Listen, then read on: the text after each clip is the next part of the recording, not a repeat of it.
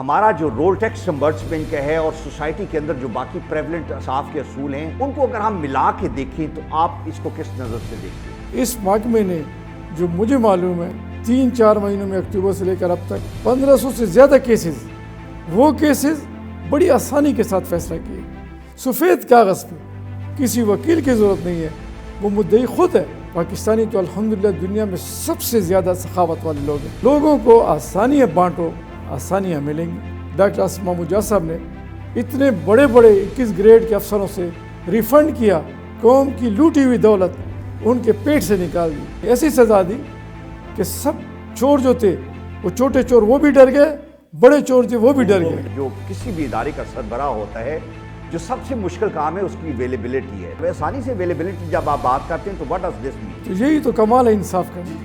انصاف اس وقت ملتا ہے جب ایک افسر کو، ایک ادارے کو یہ پتہ ہو کہ محتسب کے ساتھ مسجد میں بھی مل سکتا ہوں، محتسب کے گھر پہ بھی مل سکتا ہوں، محتسب کے ساتھ SMS پر بھی یہ پرابلم شیئر کر سکتا ہوں۔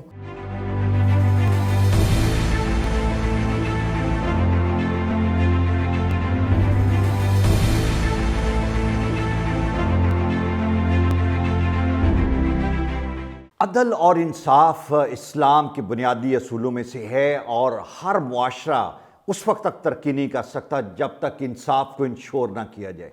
انصاف کے تقاضے ہیں، انصاف کا لفظ کہہ دینا کافی نہیں ہے، انصاف جلد ہونا چاہیے، بلا معاوضہ ہونا چاہیے، اور اس کے جو میرٹس ہیں اس کا خیال رکھا جانا چاہیے۔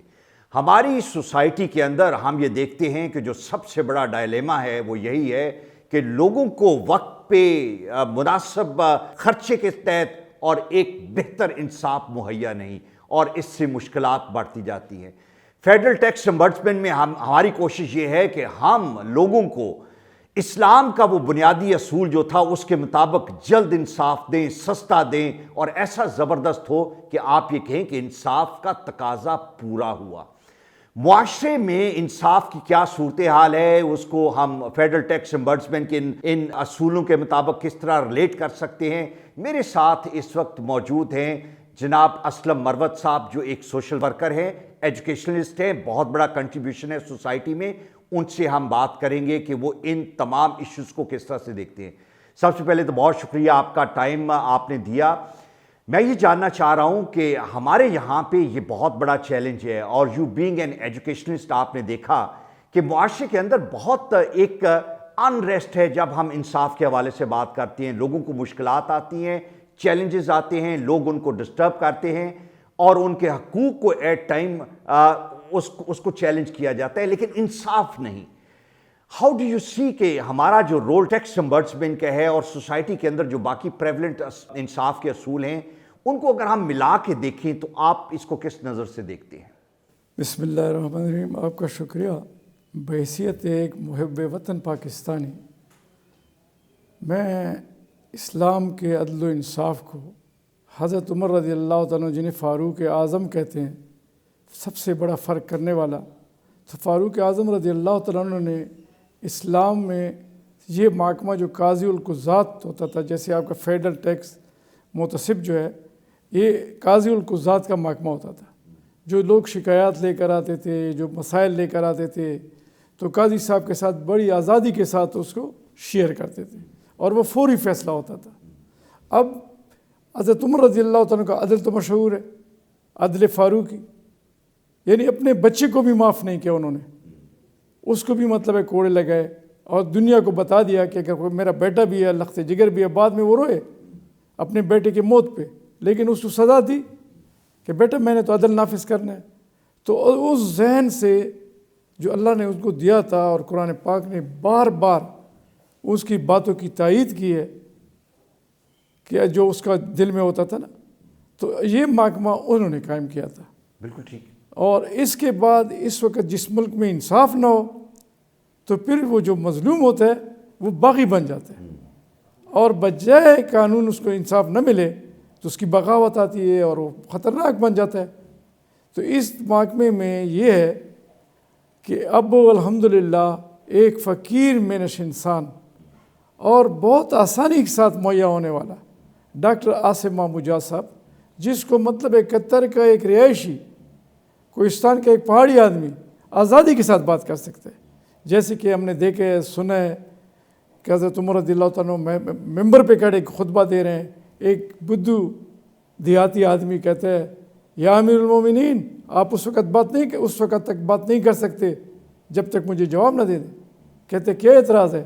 کہتا ہے امیر المومنین آپ کی قمیص لمبی ہے. وہ حضرت عمر رضی اللہ عنہ بڑا پہلوان قسم کا انسان تھا, اور ایک چادر سے تو ہمیں ایک چادر ملے, آپ کو ایک چادر سے تو وہ نہیں ہے آپ کی قمیص. اس نے کہا اچھا بیٹھ میں جواب دوں.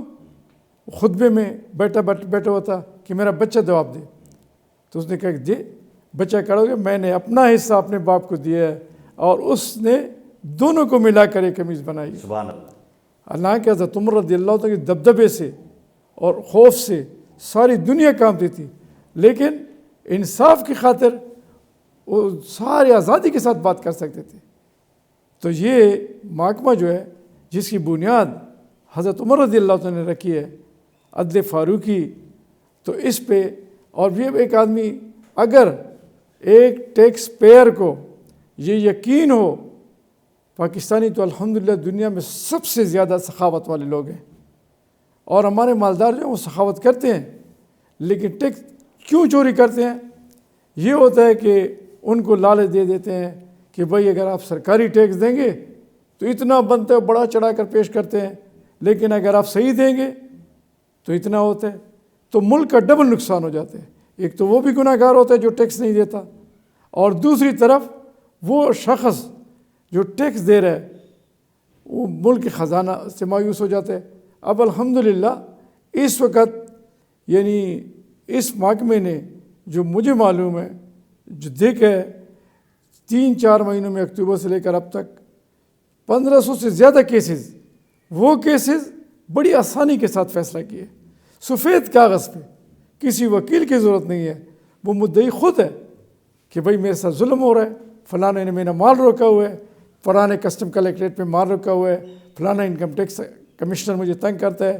جیسے آپ کی ادارے نے محتسب صاحب نے, ڈاکٹر آصف محمود جا صاحب نے اتنے بڑے 21 گریڈ کے افسروں سے ریفنڈ کیا, قوم کی لوٹی ہوئی دولت ان کے پیٹ سے نکال دی, اور یعنی ایسی سزا دی کہ سب چور جو تھے وہ چھوٹے چور وہ بھی ڈر گئے, بڑے چور تھے وہ بھی ڈر گئے. ٹھیک ہے, مجھے یہ بتائیں مروت صاحب کہ جب آپ یہ کہتے ہیں, آپ نے بات کی federal tax ombudsman doctor Asif Mahmood جا صاحب کی کہ وہ آسانی سے اویلیبل ہے, ٹھیک ہے, ہمارے یہاں پہ جو قاضی ہے, جو منصف ہے, جو کسی بھی ادارے کا سربراہ ہوتا ہے, جو سب سے مشکل کام ہے اس کی اویلیبلٹی ہے. تو اس کا کیا مطلب ہے آسانی سے اویلیبلٹی جب آپ بات کرتے ہیں تو واٹ ڈز دس مین؟ تو یہی تو کمال ہے انصاف کا. جی انصاف اس وقت ملتا ہے جب ایک افسر کو, ایک ادارے کو یہ پتہ ہو کہ محتسب کے ساتھ مسجد میں بھی مل سکتا ہوں, محتسب کے گھر پہ بھی مل سکتا ہوں, محتسب کے ساتھ SMS پر بھی پرابلم شیئر کر سکتا ہوں, اس کے واٹس ایپ پر بھی پرابلم شیئر کر سکتا ہوں. ہمارے یہاں پہ ابھی آپ دیکھیں شاہکام انڈسٹری کا ایک بہت بڑا ایشو تھا, اور ملینز آف ڈالرز کی کنسائنمنٹ کراچی پورٹ پہ رکی ہوئی تھی, اور انہوں نے ایک واٹس ایپ میسج کیا ڈاکٹر صاحب کو, اور ڈاکٹر صاحب نے اسے 2 گھنٹوں کے اندر اس کو ریزالو کروایا, اور انہوں نے کہا کہ جی انپریسیڈنٹڈ, کبھی ایسا نہیں ہوا کہ اس طرح معاملات جو ہیں وہ حل ہوئے. آپ کی بات بالکل ٹھیک ہے کہ ان کی ایکسیسیبلٹی کی وجہ سے اور ان کے پرومپٹ ایکشن کی وجہ سے معاملات بہت جلدی حل ہو رہے ہیں. الحمدللہ. یہ میں نے جس دن پہلے بار ڈاکٹر صاحب انٹرویو دے رہے تھے, جی ان سے کہا کہ بے حیثیت عوام ہمیں کیا فائدہ ہوگا, ہمیں عوام کو کیا فائدہ ہوگا جب ایک کارخانہ دار, ایک سرمایہ دار, وہ اس سے مال رکا ہوا ہے, اب وہ سودا کرنے کے لیے لیٹ کر رہا ہے کہ بھائی سودا ہوگا پھر میں مطلب لوں گا, میرا سودا ہوگا. اب وہ کہتے ہیں کہ بھائی نہیں, ہم آپ کو سہولت دیتے ہیں کہ جو آپ کے ساتھ ظلم کر رہا ہے اس کو ہم گریبان سے پکڑتے ہیں, وہ آپ کا مال رکاوٹ نہیں ڈالے گا. تو لوگ کیا کریں گے؟ ضروری بات ہے کہ ٹیکس ادا کریں گے. جب ٹیکس ادائیگی ہوگی تو وہ خود ہوگی کہ بھئی میرے پاکستان کو نفع ہو رہا ہے, بالکل ٹھیک, اربوں ڈالر منافع ہوگا. ٹھیک ہے. اچھا مجھے تھوڑا سا ٹیکس کے حوالے سے اسلام میں جو کہا گیا, جو مجھے پتا ہے کہ کافی ساری جنگیں اس لیے لڑی گئیں کہ لوگ ٹیکس دینے سے ریلکٹنٹ تھے. ٹیکس کی اہمیت اسلام میں کیا ہے؟ چونکہ میں لوگوں کو یہ چاہتا ہوں کہ لوگوں کو آپ کے ذریعے یہ پتہ چلے کہ ٹیکس دینا ہے. ٹیکس دینے کے بعد کا مرحلہ اگر اس میں رکاوٹیں ہیں، پریشانیاں ہیں، محکمہ تنگ کرتا ہے، تو پھر ہماری ڈومین ہے کہ ہمارے پاس آئیں، ہم آپ کے لیے وہ آسانیاں پیدا کریں گے۔ لیکن ٹیکس کی اہمیت اسلام کے اندر، جسے ہم زکوٰۃ کے حوالے سے دیکھتے ہیں اور پھر عشر کے حوالے سے دیکھتے ہیں، اس کے بارے میں ہمیں کچھ بتائیں۔ دیکھیں، صحابہ کرام رضوان اللہ مجمعین، حضرت عثمان رضی اللہ تعالیٰ کے قریب آیا، حضور صلی اللہ علیہ وسلم نے عثمان کے پاس بھیجا۔ حضرت عثمان رضی اللہ تعالیٰ عنہ نے بیوی کے ساتھ وہ کر رہا تھا کہ بھئی آپ بتی نیچے کریں، میں نے آپ کو کہا نہیں ہے، چھوٹے چھوٹے سے گھر تھے ان کے، میں نے کہا آپ کو بھائی بتی نیچے کرو، خرچہ زیادہ ہوتا ہے۔